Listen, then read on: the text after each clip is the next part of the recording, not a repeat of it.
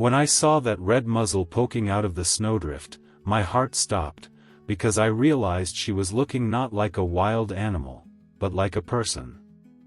I had been trudging through knee-deep drifts all morning, my breath freezing in the air, every branch weighed down by the recent blizzard.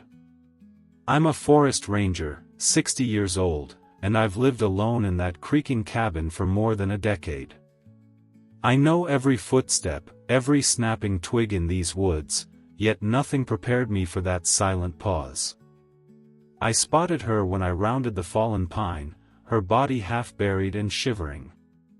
At first, I thought she was dead. But then I saw her trembling leg, caught fast in a rusty old steel trap, the skin broken and blood seeping into the pristine white. Ordinarily, I would have finished her quickly, to end the suffering, but something stopped me. She lifted her head and met my gaze. No snarling, no desperate snaps of her jaws. Just two dark eyes, glistening with pain and something deeper, recognition, maybe compassion. I knelt, every muscle screaming from the cold, and whispered, "I'm sorry, friend," even though I didn't know what real friends felt like anymore. I pulled my leather gloves off with jerking fingers and pried the trap open, ignoring the cut on my palm. She lay still, but I felt her lean into my touch as I freed her paw. There was no struggle, only that soft trust dangling in the heavy air.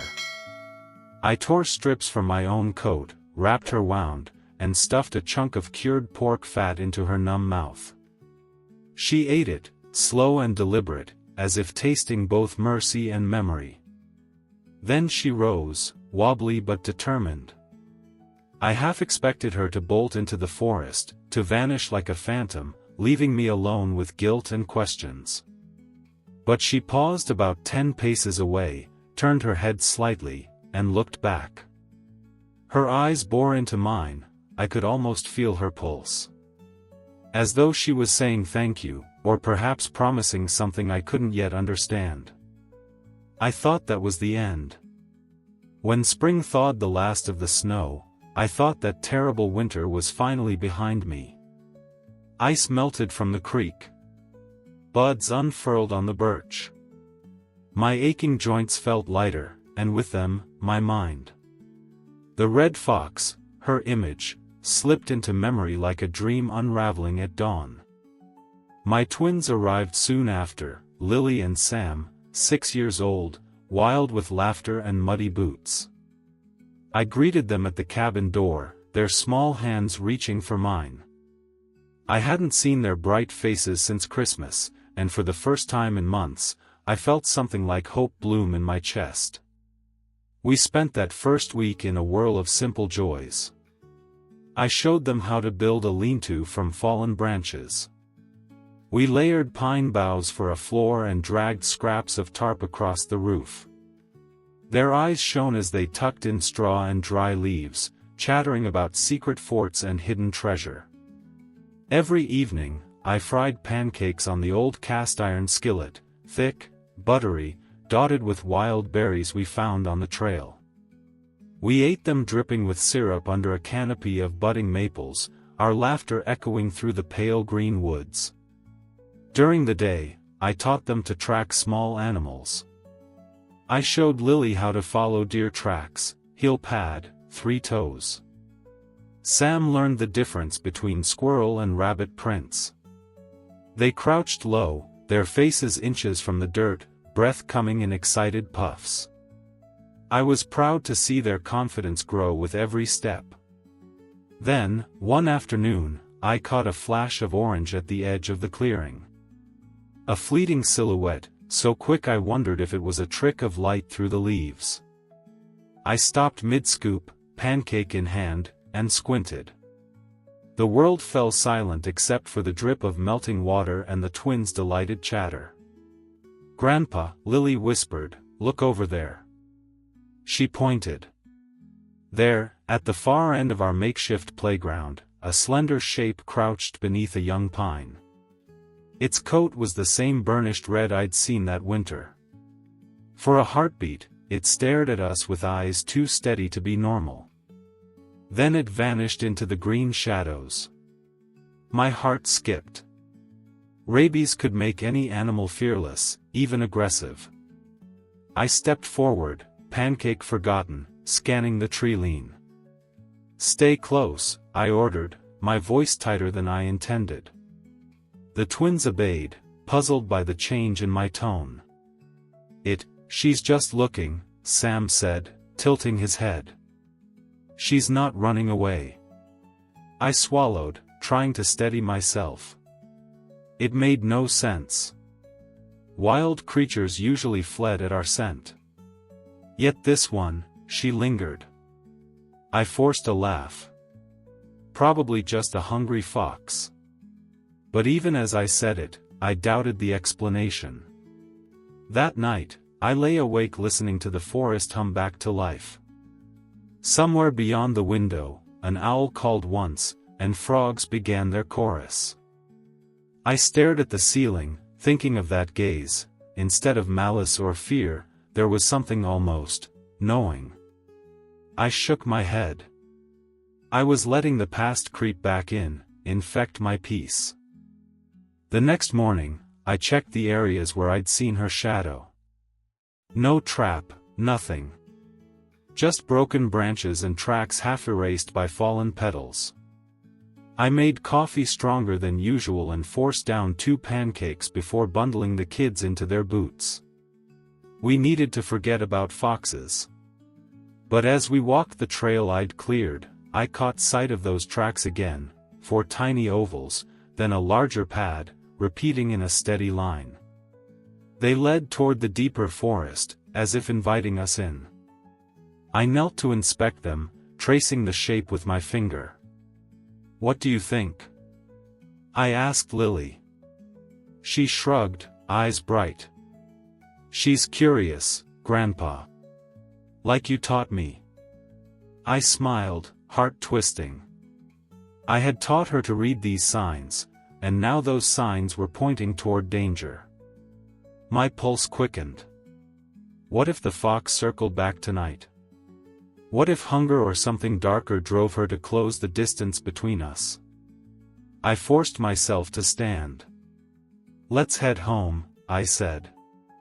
My voice sounded hollow, even to me. The twins looked disappointed, but they followed without question.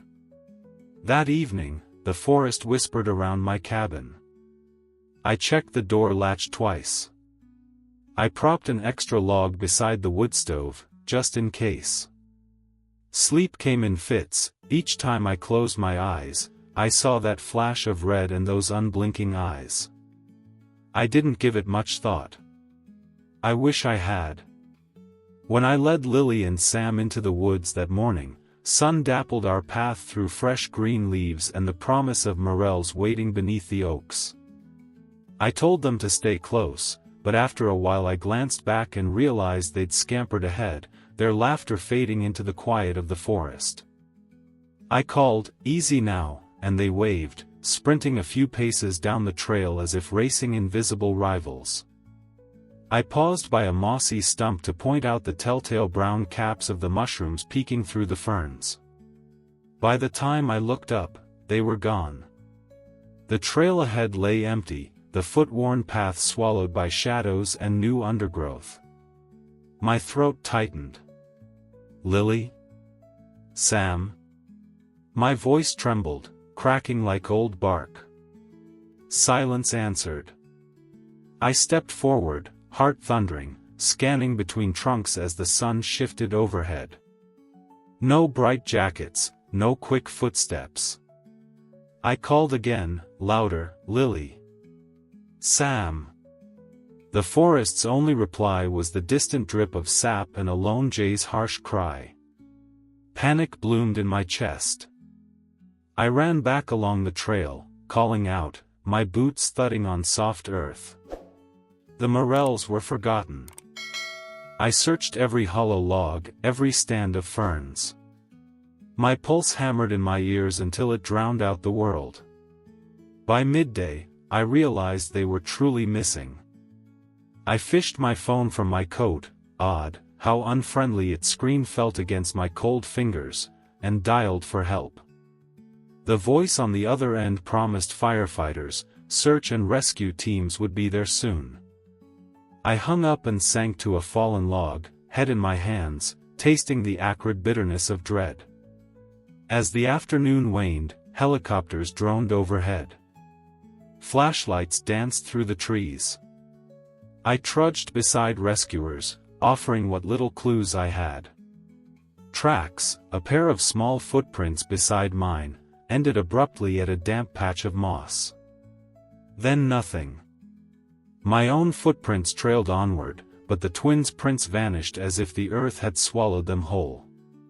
Night fell with a sudden hush. We spread out with our beams, white arcs cutting through the black. I stayed near the center, calling their names until my voice echoed unrecognizable. My legs shook, exhaustion pooling in my bones. I could feel the weight of every second that slipped away. Somewhere ahead, a light winked, a flashlight bobbing through the trees. I sprinted toward it, breath ragged. 2 figures emerged, rescuers, not my children. Disappointment crashed into me, rawer than fear. Alongside them, the woods breathed. Each exhale of wind sounded like a warning. And then, for a moment, I thought I saw them, Lily's braid of golden hair catching the beam, Sam's small frame crouched by a fern. But when I lunged, there was nothing but empty air and drifting leaves. My heart sank so low it felt like it might stop. I sank to my knees, fists gripping soil, eyes stinging. It felt as if the forest itself held its breath. Every crack of a twig, every distant call of an unseen bird prickled my nerves. I swear, I could feel the ground pulsing, alive with tension and unspoken secrets. In that charged silence, I sensed a presence, another pair of eyes watching me. Not human eyes, though. Something wild. I turned, expecting to see a deer or maybe a fox. But nothing moved, just the hush of pines and the cold stare of midnight shadows. My chest tightened until it felt like stone. "Where are you?" I whispered, voice broken. I had kept them in my sight for only a moment. I should never have let them go ahead, even for a second. As the rescuers called me back to the clearing, I stumbled, head spinning. They urged me forward, but I just stood there, stunned. I thought this was the end, I muttered to myself, voice hollow, as if admitting it might have been the truth. When dawn broke, the sky was still leaden and low, but a fresh blanket of snow had fallen overnight, so fine it sifted like flour from the heavens. I stepped outside, boots crunching the powder, and for a moment I tasted hope. The twins would be safe, found at first light. I followed the path back into the woods, calling Lily and Sam's names, my breath curling in the cold air. That's when I saw them, 2 tiny boot prints, perfectly formed in the virgin snow. My heart lurched, those were the twins. I exhaled, relief warming me, until I looked closer. Beside each child's print was another set, delicate, paw-shaped imprints, 4 toes and a slanted pad, fox tracks. They ran side by side, shoulder to shoulder, as if an unseen guide had accompanied my grandchildren through the white silence. My throat closed. In all my years as a ranger, I had never seen anything like it. Predators stalk, prey flees, but here was proof that something had walked with them, step for step, into the deeper forest. Logic shattered around me. My pulse pounded so hard I thought the ground itself would tremble. I bent low, tracing the outline of the fox print with a gloved fingertip. Around us, the world was impossibly still, the trees bowed under the snow, and the only sound was the whisper of my ragged breathing. I swallowed, tasting cold fear. Despite every instinct screaming for caution, I pressed on, following the twin pairs of tracks deeper beneath the pines. The fox prints never led or followed, they mirrored the children's every footfall, turning when they turned, pausing when they paused. It was as though the animal had walked in solidarity, an escort through dangers I could barely imagine. Twice I halted, convinced I must be imagining it. But the grooves in the snow were too sharp, too deliberate. I knelt again to inspect a print, long, slender toes, claws retracted, a silent, thoughtful footprint. My breath misted as I studied it. How could a wild creature choose to walk with us, protect us, when its very nature was survival at cost to others? Minutes stretched into an eternity as I followed those tracks until they splintered at the edge of a dense thicket. There, the children's prints veered left, toward an old fallen spruce, but the fox prints, and there were more than one set now, as if others had joined, swung around the trunk, forming a protective arc. My chest tightened so fiercely it felt like ice. Every nerve in my body screamed that this was impossible. Yet there they were, in living proof under my gaze. I stood, snow crunching under my boots, and peered through the branches, expecting to see a vixen watching me, or perhaps Lily and Sam huddled together. But all I saw was swirling white. Somewhere ahead, the tracks continued, deeper still, into a part of the forest I had avoided since the winter began, dark hollows and ice-crusted hollows where even deer hesitated. And yet, the footprints beckoned me onward, as though they held the promise of finding my children safe and sound. I swallowed past the knot in my throat and took another step. My mind raced with questions. Why would a fox do this? Why now, and why for my grandchildren? Was it the same vixen I'd freed from the trap in the blizzard? Had she come back to repay a debt I scarcely understood? The forest around me seemed to lean in, branches scratching at the sky, and I felt that ancient, wild intelligence watching, judging, guiding. My heart thundered so loudly I thought it might burst. The children's prints and the fox's intertwined led me forward, and with every step, disbelief gnawed at me. I could not fathom how any creature of fang and claw could show such compassion. And yet, here it was, traced in snow as clear as any promise. I took a shaky breath, squared my shoulders, and plunged into the thicket, determined to follow those impossible tracks to whatever lay beyond. I didn't understand how such a thing could be possible. When the sun rode high in the sky and the chill of morning had long since faded, I finally spotted the clearing. An ancient spruce lay uprooted, its roots twisting into the air like the fingers of some buried giant. Beneath the tangle of branches, I saw the shape of a makeshift shelter, a crude hut of dry sticks and woven twigs, draped with moss and littered with soft hay. My heart thundered so loud I thought the earth might tremble. I sprinted forward, branches scraping my coat, breath burning in my lungs. Through a narrow gap in the wall, I peered inside, and froze. There they were, Lily and Sam, curled up together on the bed of golden straw. Their cheeks were flushed with warmth, their small bodies covered in a patchwork of moss and pine needles. They slept soundly, chests rising and falling in peaceful rhythm. Around them, the faint scent of wildflowers and wood smoke clung to the air. I stumbled into the shelter, dropping to my knees. Lily, Sam. I whispered, voice cracking. They stirred, blinking up at me with sleepy, bright eyes. Grandpa. Lily sat up, brushing damp hair from her face. We're okay. The fox brought us here. She covered us. Sam nodded, too calm for a child who had gone missing in the woods for half a day. She licked our hands, then built this. She stayed until we slept. My throat tightened so fiercely it felt as though someone had gripped it with iron fingers. I reached out, gently touching Sam's shoulder. His skin was warm, alive, and in his gaze I saw no hint of the terror I had felt. In their voices, there was no fear. Only trust.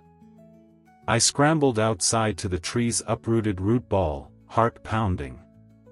There, pressed into the damp earth, were their boot prints, and alongside each one, the fox's delicate tracks.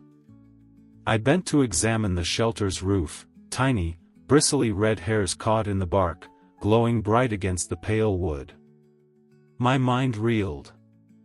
After everything I'd thought I knew about wild animals, about instincts and self-preservation, here was proof that a creature of fong and fur had chosen to protect my grandchildren. The same vixen I had rescued from that trap last winter had come back, guiding them through the forest's hazards and fashioning a haven beneath the fallen tree. Tears pricked my eyes as I knelt beside the tracks. Each paw print was so precise, no hesitation in their pattern, no stray claw marks, only purpose. She had walked with them, step for step, leading them to safety. I thought, this is it. This impossible kindness must be the end. I must have been granted mercy twice, once when I freed her from iron jaws, and now when she shielded my children from harm. I crouched by the shelter's entrance, wiping snow off a tuft of moss. My breath came ragged. I imagined the fox's silhouette, slender against the sky, her tail curled around her feet as she watched over them. I wanted to believe that that was all, I murmured to myself, voice thick with wonder. But the forest had more to say. When I left the children safely in the cabin, clutching Sam's jacket as he rubbed sleep from his eyes, I felt as though I were moving through a dream. The forest seemed unnaturally still, every branch and blade of grass frozen in suspense. I told myself I needed to see her one more time, not out of curiosity, but out of gratitude, and perhaps to still the tremor in my bones. I followed the old logging road, now little more than 2 ruts carved into moss and leaf litter. The late afternoon sun filtered through the budding canopy, casting golden lattices across my path. With every step, my mind replayed the morning's miracle, how she had guided Lily and Sam to that hollow shelter, how she had tended to them as though they were her own. Then, on a gentle rise ahead, I saw her. She stood motionless atop a moss-covered knoll, backlit by shafts of light that made her coat glow like embers. She did not flee. She did not shrink into the shadows. She simply watched me, poised as though she had been waiting. My breath caught, and I realized I had stopped walking. My boots pressed into the soft earth, unmoving. All at once, the air felt too wide, the world too vast. I took a cautious step forward, and in response, she turned her head, a graceful arc, and fixed her gaze on me. Her ears pricked, alert, and I felt that ancient bond hum between us, a thread woven through fate and memory. I rushed the last few paces until we were less than a dozen strides apart. She made no move to escape. Instead, she stepped closer, narrowing the space between us to barely a body's length. My heart hammered so mercilessly that I thought the sound would shatter the quiet. I swallowed past the lump in my throat and watched as she settled onto her haunches in the soft moss, every muscle relaxed yet impossibly alert. She sat there, eyes locked on mine, and for a long moment, neither of us stirred. The forest held its breath, too, the birds silent, the wind stilled. I peered into her eyes and felt the world flip upside down. There was no wild ferocity there, no hungry cunning or savage instinct. There was only something deeper, something startlingly human, compassion, gratitude, perhaps even recognition. I sank to one knee, my gloved hand hovering over my heart. My voice came out in a hoarse whisper, "Was that you?" The words felt inadequate, as though language itself could never capture the magnitude of what I'd witnessed. Her eyes did not blink. Then, almost imperceptibly, her head tipped in a slow, deliberate nod. Or maybe I imagined it. Perhaps it was my own longing shaping the motion. Yet in that instant, I believed with every fiber of my being that she was telling me, yes. It was me, the one you saved. Then, as silently as she had arrived, she rose and backed away a step. She turned and melted into the underbrush, her tail the last trace of flame against the green gloom. I remained on my knees, watching until she vanished completely, until only the hush of the forest filled the space between the trees. I stayed there for a long while, unmoving, as if rooted to the spot.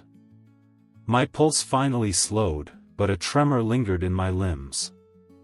I placed a hand on the moss where she had sat, a gentle, living carpet, and felt its cool dampness against my palm.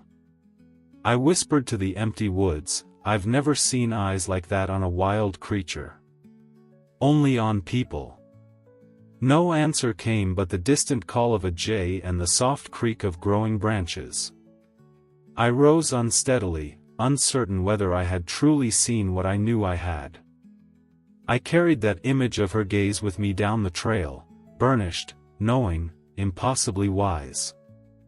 I walked back to the cabin as dusk settled, shadows twisting between the trees. I passed the spot where Lily and Sam had first disappeared, and my throat tightened again at the memory of their frightened cries. But that fear was already eclipsed by something larger: wonder, reverence, and a question that would haunt me. I could not tell a soul what had happened. Who would believe that a fox looked at me as an equal? That she repaid a man's mercy with her own? I pressed my hand to the pocket where I kept the tuft of red fur I'd found in episode 5, tracing its fine strands. I knew what I had to do: keep the secret safe, tucked away like a treasure in my heart. I never spoke of it again. Yet every now and then, when the wind shifts just so and the moonlight filters through the pines, I swear I see her silhouette on that knoll, watching. And I remember that impossible nod, an affirmation from the wild that even the smallest act of kindness can echo through a lifetime. I was thumbing through the leather-bound journal that night, tracing my finger over the faded Polaroids from that terrible winter day. There I was, kneeling in the snow beside her, my gloved hand still poised over the trap. Behind me, half hidden in the blurry background, I could swear I saw a flash of red fur. I paused, heart hammering, and zoomed in on the photograph. Sure enough, in the corner of the frame, a pair of dark eyes gleamed against the white drifts. I leaned back in my chair, the old cabin creaking around me, and let the memory wash over me. The fire crackled in the stove, and outside, my old hound Rufus stirred in his bed by the door. I listened as the wind rattled the shutters, thinking I'd finally put the day to rest. But then, the dogs began to bark, a wild, frantic chorus that shattered the quiet. Rufus bolted upright, hackles raised, and lunged for the door. I dropped the journal and dashed outside, boots slapping the wooden steps. There, in the moonlit yard, I saw her again. The vixen stood just beyond the fence, her red coat luminous under the lantern light. Rufus charged at her, snarling, fangs bared, driven by instinct. I called his name, but he wouldn't listen. He was a protector, and she was an intruder in his domain. I wrenched Rufus back by the collar, heart in my throat. The dog snarled and snapped at the air, trying to break free. For a moment, the fox held her ground, her posture neither aggressive nor fearful, just calm, resolute. When I finally hauled Rufus away, she melted into the shadows, and the barking ceased as abruptly as it had begun. I stood panting in the yard, Rufus trembling at my side, and the world felt unnaturally still. A sickening thought stabbed me: what if everything had happened differently? What if I hadn't hesitated over that trap last winter? What if I'd done what I thought was right, ended her suffering, and never spared her a second thought? My reflection in the cabin window showed an old man haunted by guilt. I pressed my hand against the glass, feeling the tremor in my fingers. In that moment, I realized that the fox's return was no accident of fate or curiosity, it was a debt repaid. She hadn't come for revenge, she had come to save. She had come again. A rush of warmth spread through me as I looked up at the dark sky. The snow began to fall in gentle flakes, each one dissolving on my coat. Somehow, in that instant, the forest felt forgiving. I knelt and stroked Rufus's head, murmuring, "She's not your enemy." I straightened and scanned the edge of the yard, but she was gone, vanished like a wisp of smoke. I leaned against the fence, the cold wood grounding me, and whispered into the night, "Thank you." For a long moment, I thought that was the end, my debt to nature repaid, my children safe, my conscience eased. But the forest does not speak in final words. When late autumn's chill first bit the air, I felt a pull I could no longer ignore. The maples had shed their leaves, and frost glazed the porch boards like fragile glass. I stepped outside at dawn, heart heavy with gratitude and awe, and there, on the gentle rise beyond the clearing, she waited. But she was no longer the bright russet vixen I had known. Her muzzle was flecked with silver, her coat muted by time and countless seasons. At her side stood two lithe, curious kits, their fur still touched by the fire of youth. They watched me with unblinking eyes, as if acknowledging a debt they did not owe. For a heartbeat, I held my breath. Then I bowed my head deeply, the crisp air pricking my cheeks. In that silent gesture, our worlds met, hunter turned guardian, wild turned family. The kit stepped closer, their small paws nudging against their mother's side, but she remained statuesque, regal, as though presiding over a ceremony I could barely comprehend. I felt the weight of her purpose in every line of her worn frame. She had repaid a kindness not with violence or fear, but with life and loyalty. She had shown me her world, and welcomed me into it. And then, as the sun broke through the clouds, she rose. With one last glance, she dipped her head in a motion so deliberate it stole my breath. It was a farewell bow. Like a person who says, "I remember." When I looked up again, they were gone, mere shadows among the trees, leaving only footprints and an echo of wonder in the clearing. I stepped inside the cabin and paused at the threshold. The cedar door creaked behind me, shutting out the crisp autumn air, and for a moment the only sound was the crackle of the wood stove. Lily and Sam were sprawled on the braided rug before the hearth, their laughter drifting like smoke rings through the low-ceilinged room. They were building tiny forts out of scrap wood and pine cones, pretending they were explorers charting unknown lands. My boots thudded softly on the floorboards as I crossed the room. I hadn't realized how hollow the silence felt until their voices filled the space. The twins didn't notice me at first, so absorbed were they in their game. Then Lily looked up, her eyes bright as autumn skies, and called, "Grandpa, look." Sam piped in, "We made a castle." I smiled, but my heart felt too large for my chest. Every log's crack and every pop from the stove sounded like an echo of that forest miracle. Outside, the world could still be wild and indifferent. Inside, these two children were safe. I sank onto the edge of the worn armchair and watched them. Their cheeks were rosy from the day's play. Sam scraped splinters from a pine cone. Lily lined up miniature acorn caps around a stick wall. I remembered half a day ago, wandering through drifts of snow and branches, my soul plummeting with fear. And now, here they were, as alive and laughing as any two children on earth. A warmth spread through me, as if the cabin itself recognized the wonder. I closed my eyes and felt the same hush I'd felt beneath that upturned tree when I first found them. The hush that had become a promise. I opened my eyes and whispered to the empty room. That doesn't happen. That can't happen. But I saw it. I stood before a wild creature, and it was kinder than many people. My voice trembled on the last words, and for a heartbeat I thought the walls would lean in to catch my confession. I rose and moved closer to the stove, feeling its heat on my face. The children paused and watched me curiously, sensing something important had passed between us. The wood popped again, and I drew in a ragged breath. I glanced at the photograph above the mantel, a snapshot of frostbitten trees and that trap I'd pried open. In the corner of the frame, almost hidden, lay her soft muzzle against my snow-caked glove. I ran a finger over the cracked glass. In every season that had turned since then, I'd questioned my own memory.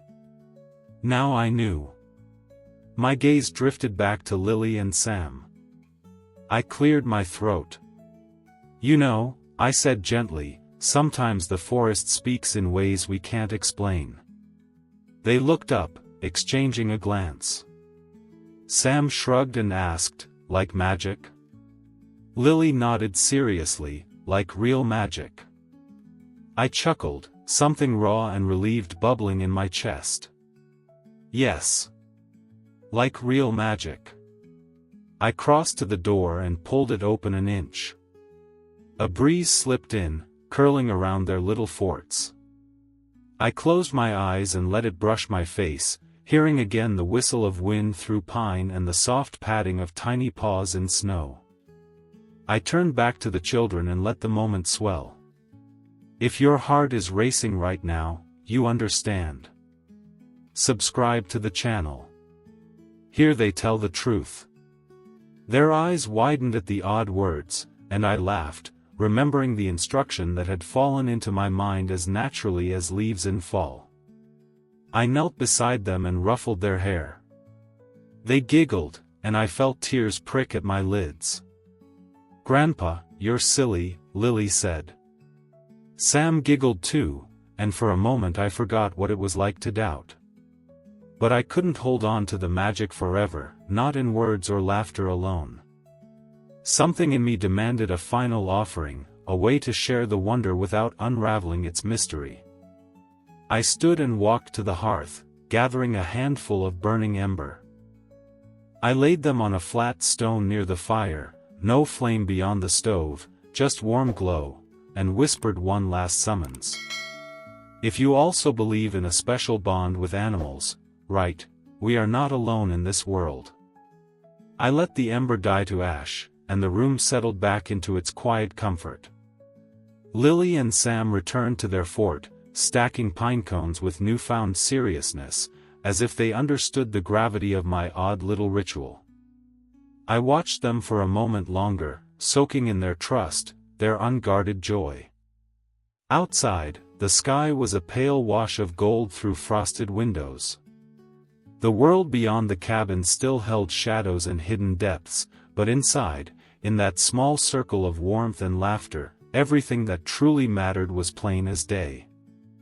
I raked wood into the stove and closed the door behind me, sealing in the echoes of their voices. I rose early the next morning and found fresh fox tracks in the frost by the porch steps, single, clear prints leading into the woods, as if an old friend had come to say goodbye. I followed them a few paces, but they vanished under a blanket of fallen leaves. I turned and walked back to the cabin, the windows glowing behind me. In that soft light, I felt no fear, only a quiet expectation. Perhaps one day she would return. Perhaps she already had, in footprints no man could forge and in moments no eye could see. For now, I stood at the threshold of the world I knew and the world I had been shown, a world where kindness is its own language and where the wild can be, if only we believe, the kindest of all.